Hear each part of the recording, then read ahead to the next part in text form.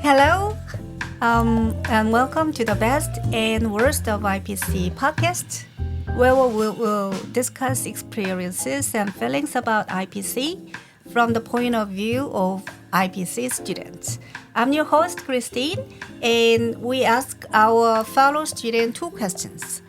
What's one thing that you would like to take when you leave IPC, and one thing that you would leave behind at IPC when you go home?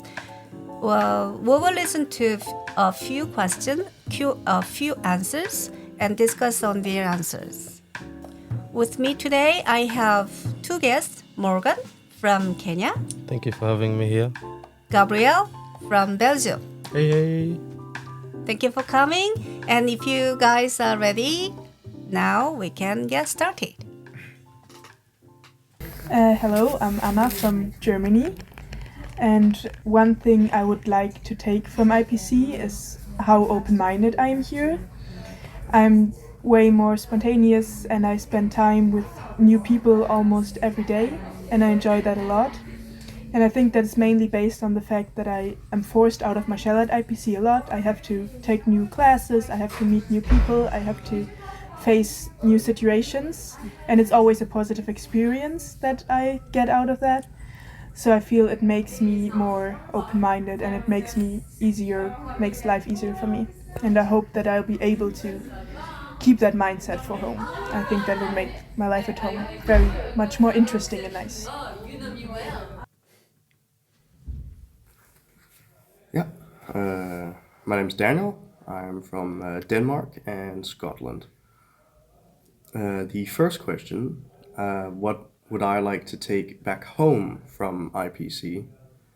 I certainly would like to take home this feeling of community, this feeling of like togetherness, and that we might all be from very different parts of the world, but that we have come here together with the same want to meet other people, the same desire to try new things and meet new cultures and new countries.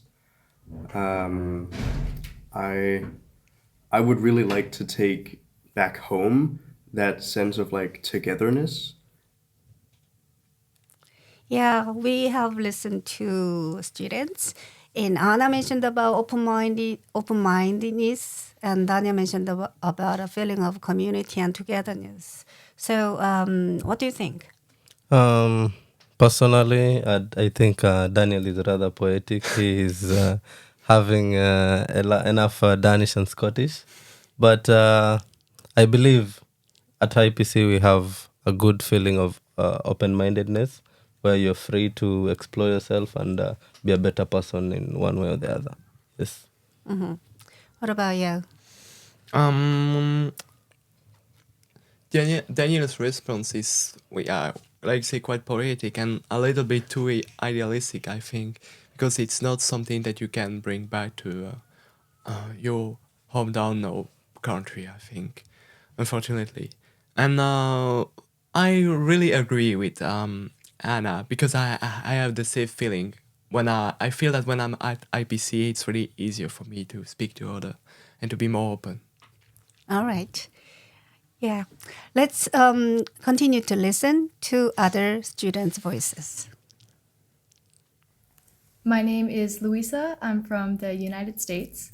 And if I had to take one thing back home with me from IPC, it would probably be the Danish concept of hygge, which I just learned about when I got here, because I think it's such a unique concept and something that's really important in terms of, just like mental health and social well-being. And I love the idea of making your space the physical space that you live in, and also just like the people you surround yourself with, kind of cozy and just kind of like striving for happiness in that, and not being afraid to really just kind of like surround yourself with things that make you happy. My name is Anna and I'm from Japan. And the thing that I would like to take from IPC is the non-judgmental spirit. I see teacher and some of the students are very open-minded always, and I really feel grateful when when they look into my eye and they very welcome my opinion, even when I make a lot of mistake in English grammar, English words, and I think it is a very good thing to be not judgmental and always welcome every opinion that people say. So that is what I want to take from IPC. Yeah, we listened to Luisa and Anna. They talked about the Hugo, coziness, and the non-judgmental mindset. Yeah, what do you think? Personally, I have still troubles to understand what the concept of hygge is, because they say that it's cause it's more than that, and I could feel it when, for example, when we went to Dane with the Dane, um, it was we had really this atmosphere of people wanted to make you feel nice but not to trouble you. So yeah, I understand why she decided to take that hygge concept back to the United States. Yeah, we had a really good time at Dane's dinner, right? Yeah. Yeah, totally agree with her. How about you? Not to be stereotypical, but Anna said something really good. The non-judgmental part, being a person coming from Japan, they are taken to be too polite. So having no one to judge you is quite a good thing, and everyone being able to understand you. On the feeling of Higa, I'm not really sure because people will go back home and be like, no, I want to be alone. Yeah. Well, I think every country has their own concept of Hugo. Yes. Huge, right?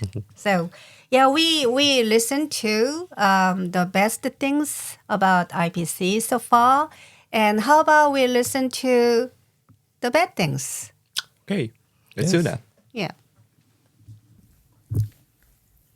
One thing I would leave behind at IPC are the closet doors that never close, because I keep running into them and I end up with bruises and embarrassing myself and really annoying my roommate when I slam it. The least favorite thing I would take back to Austria, that would be washing up. Even though it's every 10 days, it's still on this specific day to do the washing up for over 100 people, and that 3 times a day is a lot. Yeah, and yeah, I even though I'm always show up on time and I try to be there and do a lot of teamwork, it's still very exhausting in the end, and I feel like I lost my whole day. So I would prefer not having washing ups back home in Austria. I will be quite happy to leave behind the laundry room at IPC, especially the drying room. It is not dry enough, and my clothes take like more than 4 days to dry. I have to plan my laundry so far in advance. It's a bit difficult sometimes. Sometimes I'm wearing clothes that are a little bit damp. But that's one thing will be happy to say goodbye to. Yeah, so Morgan, whose comment is more agreeable to you? Oh, I think fun when she says that the laundry room smells moldy. That I totally agree. You leave your clothes, you're going to have to walk naked because damn, they're going to take a whole week before they dry up. That's a big trouble. And I feel people don't want to just be responsible with the cleaning. Some even oversleep. I know a lot of people who oversleep.